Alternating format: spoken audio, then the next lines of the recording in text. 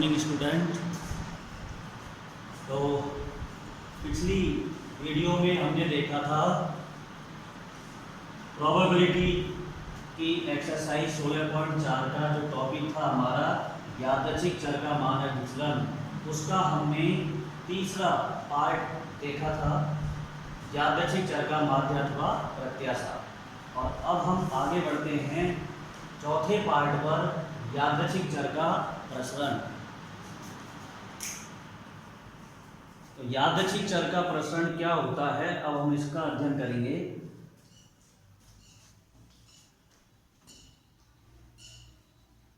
तो देखें हम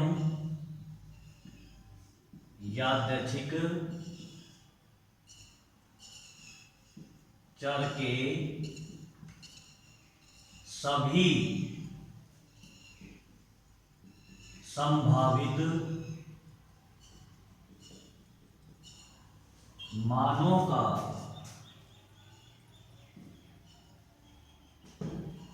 उनके माध्य से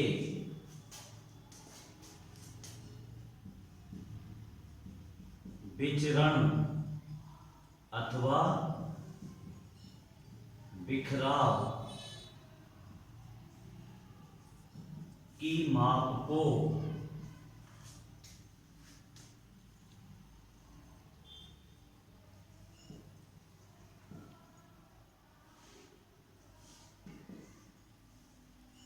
यादृच्छिक चर का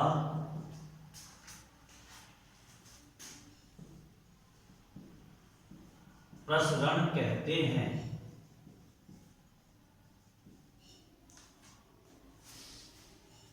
जिसे वेरिएशन ऑफ एक्स से व्यक्त करते हैं।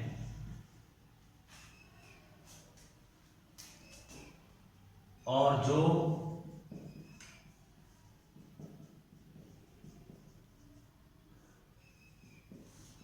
निम्न प्रकार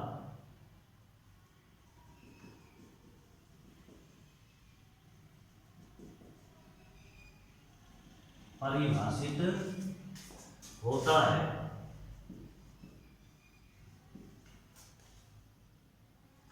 variation of x equal e of x square minus e of x का whole square.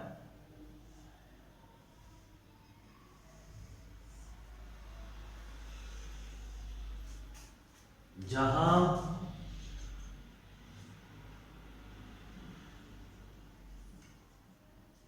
E of x square equal summation i equal 1 to n x i का स्क्वायर इंटू पी आई है।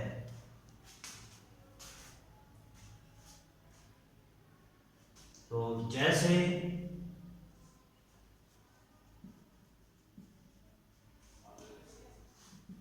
जब किसी सिक्के को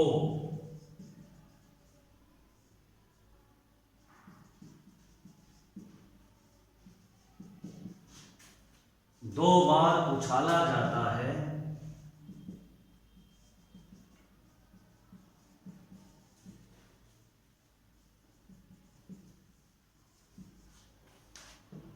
तथा कैपिटल एक्स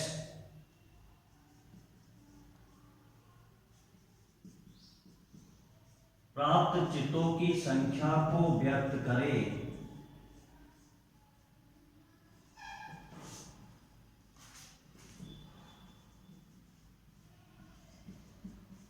तब पहले के वीडियो में हमने देखा था नंबर फर्स्ट x के संभावित मान।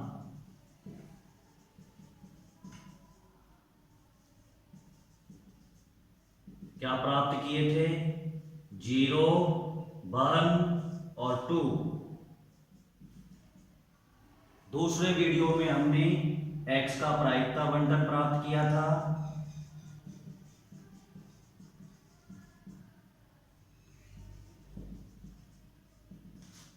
क्या था?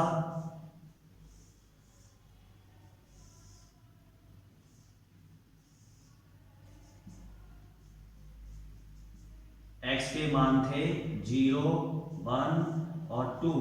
इन पर हमारी प्रायिकताएं थी 1/4, 1/2 और 1/4। तीसरे वीडियो में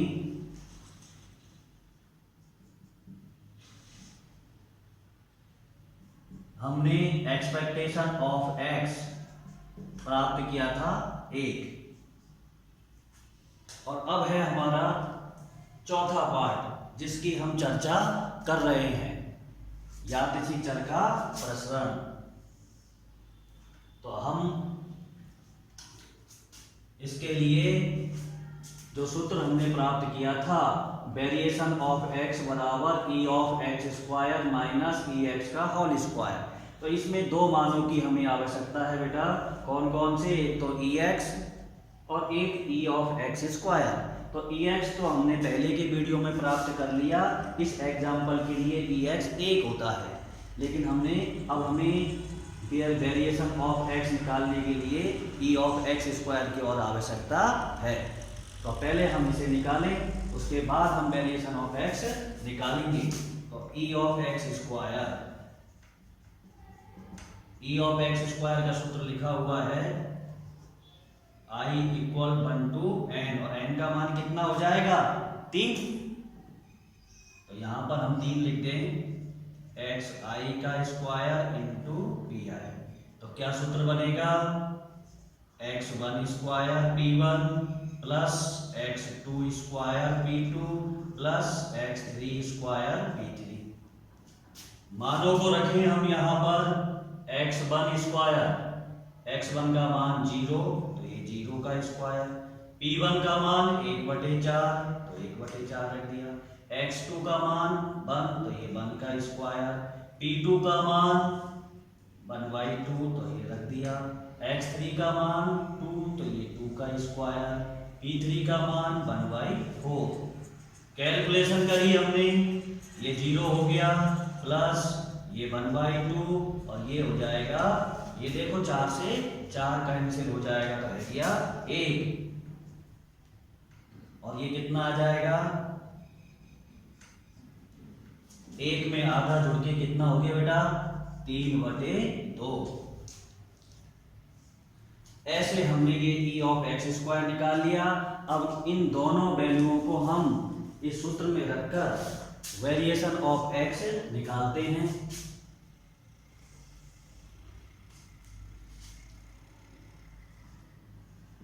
वेरिएशन ऑफ x का सूत्र है हमारे पास e of x square minus e of x का होल स्क्वायर। हमारे पास मान क्या है बेटा? e ऑफ एक्स स्क्वायर का मान 3/2 हमने प्राप्त किया है, तो ये 3/2 रख दिया हमने। फिर माइनस ई एक्स का मान 1 है तो ये 1 और इसका स्क्वायर, तो ये 3/2 माइनस 1 का स्क्वायर 1 होता है, 3/2 में से 1 घटाएंगे तो 1/2।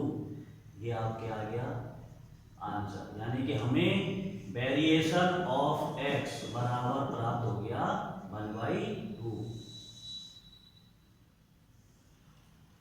इस प्रकार से हम यादृच्छिक चर का प्रसरण प्राप्त कर सकते हैं। एक बार टैली कर लें, क्या है?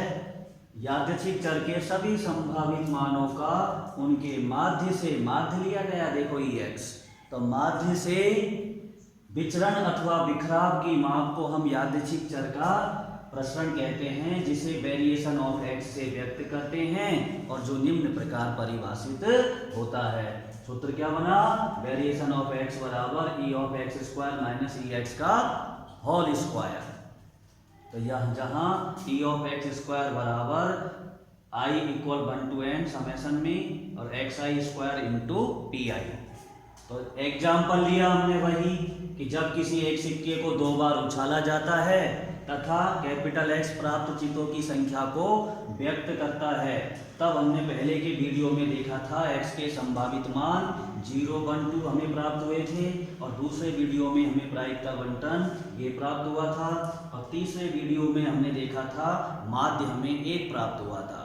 तो इसी प्रकार से ये क्रम जुड़ता जा रहा है इस प्रश्न के लिए, और हम चौथे वीडियो में हम चर्चा कर रहे हैं प्रसरण की। तो प्रसरण के लिए 2 चीज़ों की आवश्यकता होती है, एक Ex की और दूसरे E(x²) की। तो Ex तो हमने तीसरे वीडियो में प्राप्त किया था, और अब हम E(x²) के लिए हमने सूत्र लगाया और सूत्र में मान रखे, वहाँ से प्रायिकता बंटन से x1, x2, x3, p1, p2, p3 के मानों को जमाया और सॉल्व किया, तो हमें प्राप्त हुआ 3/2।